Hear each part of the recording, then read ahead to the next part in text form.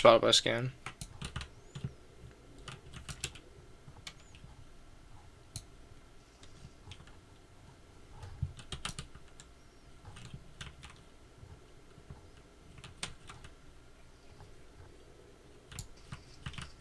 On that mark down there next to my body. Or not next to my body, my little clone.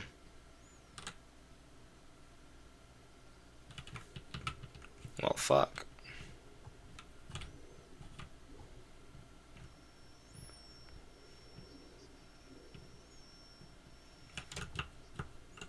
I'm a little dead. Or bleeding.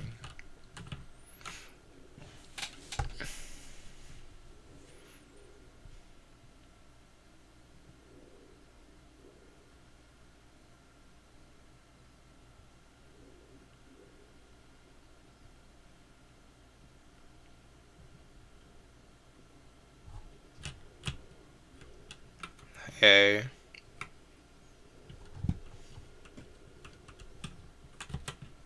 On to mark.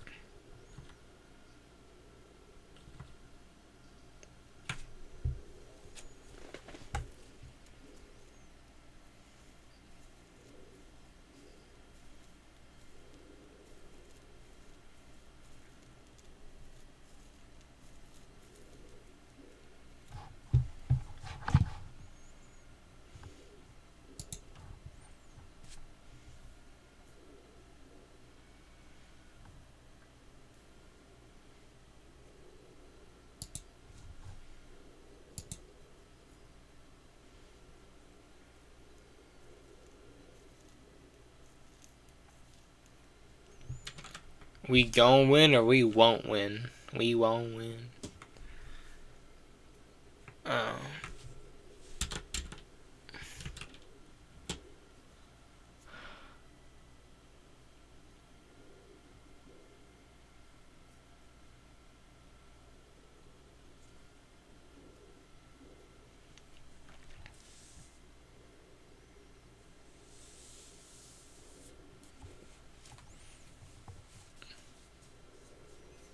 Stop being so positive.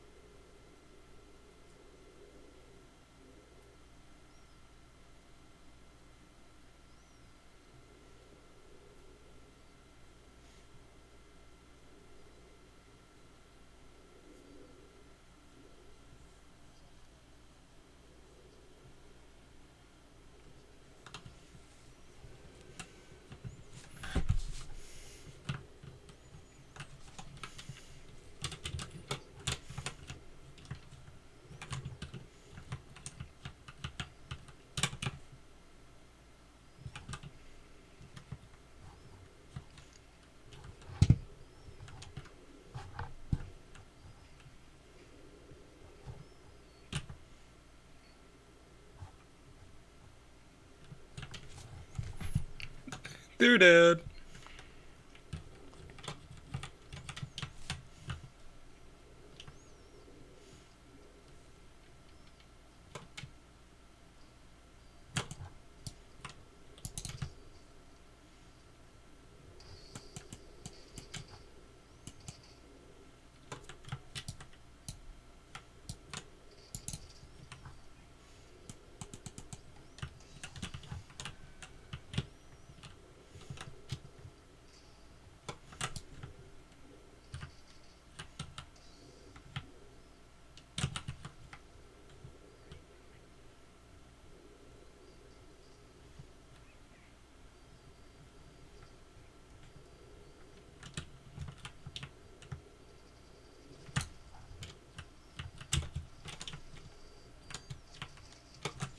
Why did he kill me? Oh my god, behind you in the bathroom.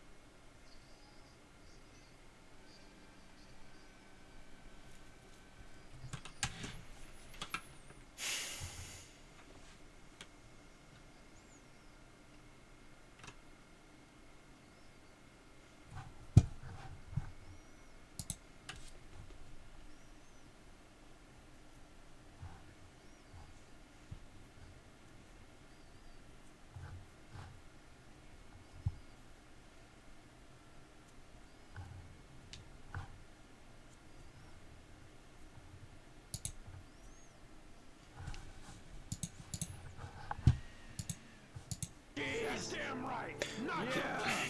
All right, on the count of 3, we're gonna get him. 1. Guys, you ready? 2.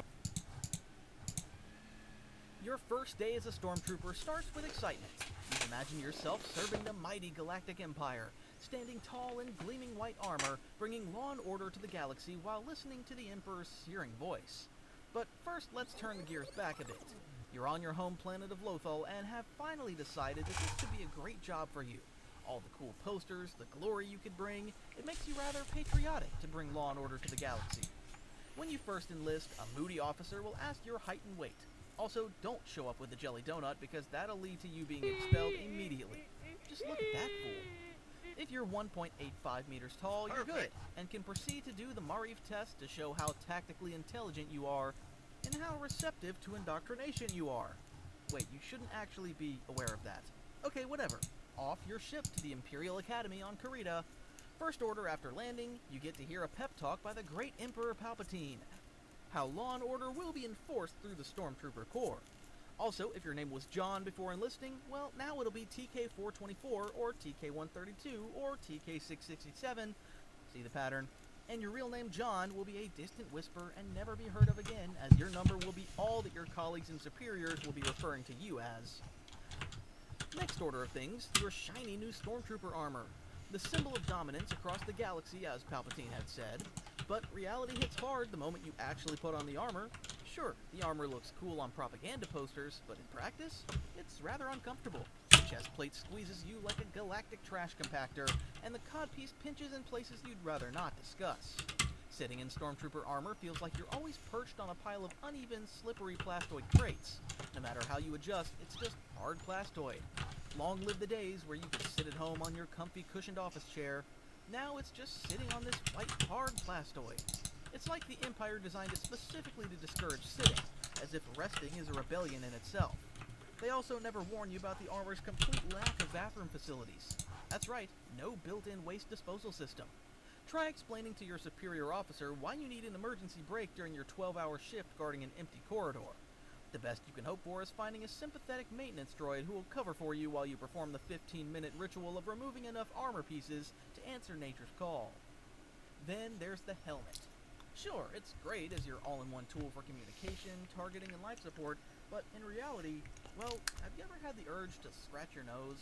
Now you can't. What? Don't even think about it, because the moment you try to subtly reach under your helmet, some Imperial officer will walk by and write you up. What the? You'll be stuck doing double shifts guarding the garbage disposal level, where the only entertainment is watching the Dianoga's eyes popping out and wondering how this simpleton creature could enjoy living in waters like this.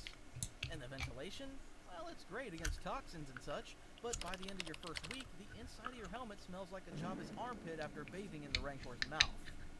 Next order of things, of course, you're already a loyal servant of the Empire, but that's not enough for the higher-ups. They want you fully immersed in the greatness of the Emperor.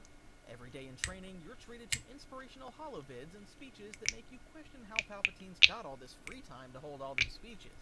Finished a grueling battle drill in the mountains after marching for 100 kilometers?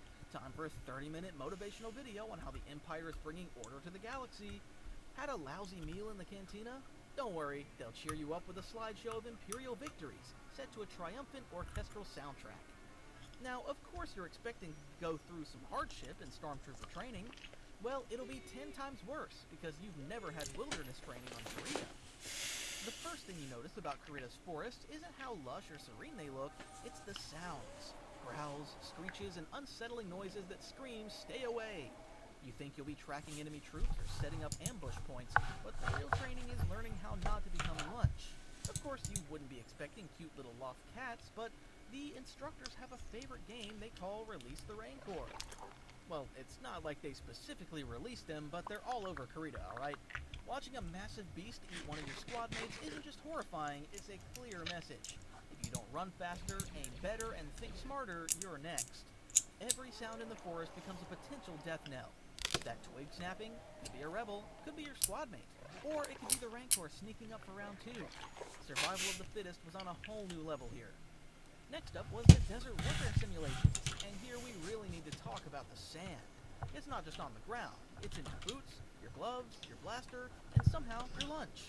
No matter how tightly you secure your armor, the sand finds its way in. It's like the desert personally hates you and wants you to know it. And sandstorms? Oh, they're just the icing on the cake.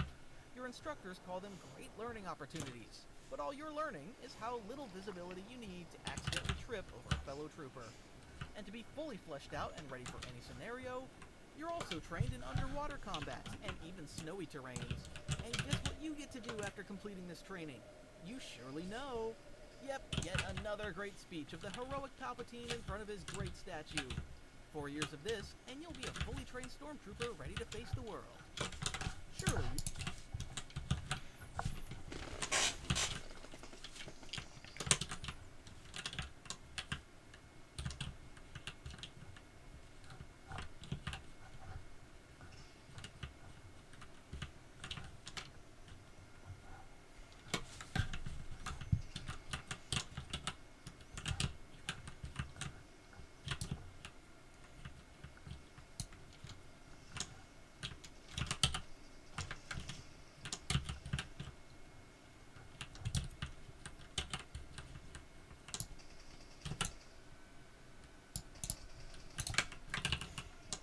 2 on 5 mark, one's down.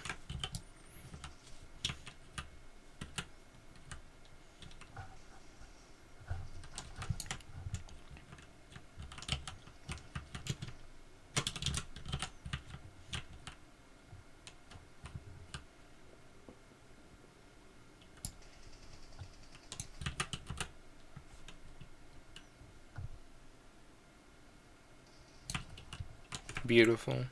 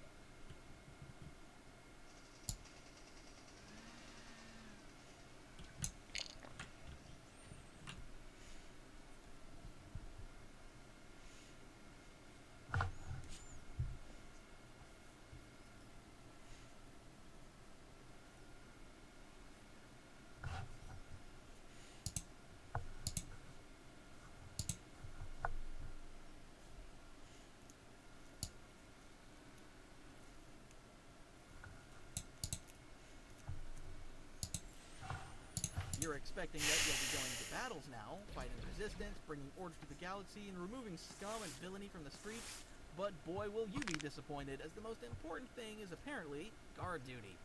Yep, most stormtroopers are glorified mall cops, standing around guarding hallways, power conduits, or whatever part of the Death Star they decide is important that day. If you're lucky, you might get posted to an exotic location. But even then, it's not the paradise you imagine. Guard duty on Tatooine means baking in 50-degree heat. Well, at least the desert training on Karita prepared you for this, right? And indoor? Sure, the forest is serene, but then at night you hear distant sounds of little footsteps and some random horns going off.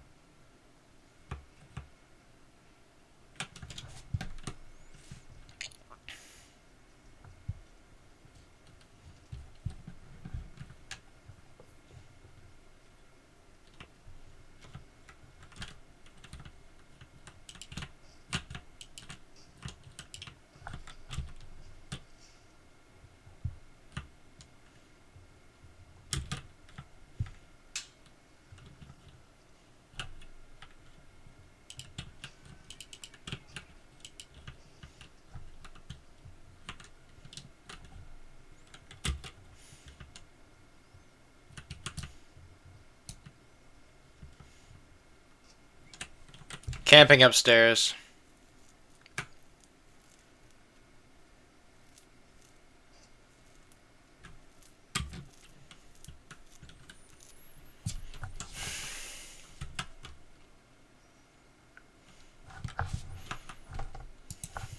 a wild place. And have you ever seen an Ewok? They look cute at first, but we've recently found out that these little pests killed TK-420, and the only thing left of him was his foot. Yep, these guys eat humans. What a great place to be. And Hoth. Sure, the snow looks pretty, until you're on your 10th hour of patrol, your toes are frozen, and your squad mate is complaining because he can't feel his blaster hand. Also, there's the occasional Wampa you'll have to fend off who's trying to get your food. Or maybe because he considers you his food. Can't ever be sure. And speaking of squad mates, get used to never knowing who anyone is. With everyone wearing identical armor and being referred to by numbers, it's nearly impossible to bond with your fellow troopers. You might spend weeks guarding a checkpoint with TK-518 and still not know if they're a Rodian, a human, or an especially chatty protocol droid. Though them being a Rodian was not likely, as Palpatine in one of his many speeches specifically said that he doesn't like the aliens, so I'm guessing the chance of him being a Rodian are slim. Conversations mostly revolve around complaining about the rations, compressed protein bars that taste like stale packing foam. Occasionally, someone smuggles in a bottle of Corellian ale. That's at least some joy you get. When the call to battle finally comes, it's not the glory you envision. You charge into battle, blasters firing wildly, and immediately realize that your armor does actually protect you from dying, but it still really hurts. One stray blaster bolt and you're down, clutching your stomach and wondering why the Empire didn't invest in armor that could, deflect lasers. Maybe being in the Dark Trooper program would be better at this point, and worth a consideration. And let's talk about the rebels. These scrappy underdogs somehow manage to outsmart the Empire at every turn. They've got outdated ships, ragtag soldiers, and a severe lack of resources, yet they keep winning. Meanwhile, you're standing in formation on the bridge of the Death Star, watching as your commanding officers argue about operational efficiency. The rebels are planting explosives in the hangar bay, but sure, let's have another meeting about troop morale. Imagine charging into battle knowing you're the most replaceable person on the field. Rebels have plot armor. You have, plastoid armor. One stray blaster shot and you're down. You collapse like a pile of mismatched Lego bricks while your squad mates step over you without a second glance. And those commanding officers, they're a nightmare. Did the Millennium Falcon escape again? Must be because you weren't guarding the hangar properly. Little did they know about Tarkin's secret plan. They strut around in their tailored uniforms, barking orders and acting like they're invincible, right up until Lord Vader shows up. Yep, the legendary Lord Vader. Unlike the Emperor, you get to fight alongside him at various points. He's awesome. He swirls his lightsaber, chokes rebels, and charges into battle firsthand.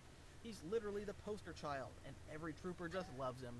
The best thing? All officers are scrambling as soon as they see him to avoid a force choke. Another thing you'll be dealing with is being constantly overshadowed by the Empire's elite units. The Death Troopers, with their sleek black armor and advanced gear, make you look like a low-budget cosplay.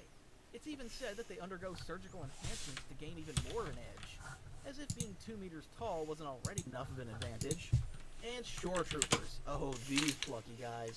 They get to spend the best time on Scarif, having cocktails and watching the sun down. If you ever get to become a Shore Trooper, you've won in life, because literally nothing bad can ever happen at a beach. And the final guy, Boba Fett. He's not even officially part of the Empire, yet somehow he's everyone's favorite bounty hunter, while you're stuck cleaning carbon scoring off your armor. Way to take the glory away from us. The final cherry on top is retirement, or lack thereof. There's no pension plan for stormtroopers, no cushy desk job waiting after years of service. If you survive long enough to retire, it's usually because you've gone AWOL and are now hiding out as a moisture farmer on Tatooine. Even then, you're probably still haunted by nightmares of drill sergeants and malfunctioning blasters. In the end, being a stormtrooper isn't about serving the galaxy or bringing order to chaos, it's about surviving long enough to tell your grandkids how you once guarded a trash compactor while Luke Skywalker destroyed the Death Star. And maybe, just maybe, dreaming of a simpler life, like smuggling spice with Han Solo.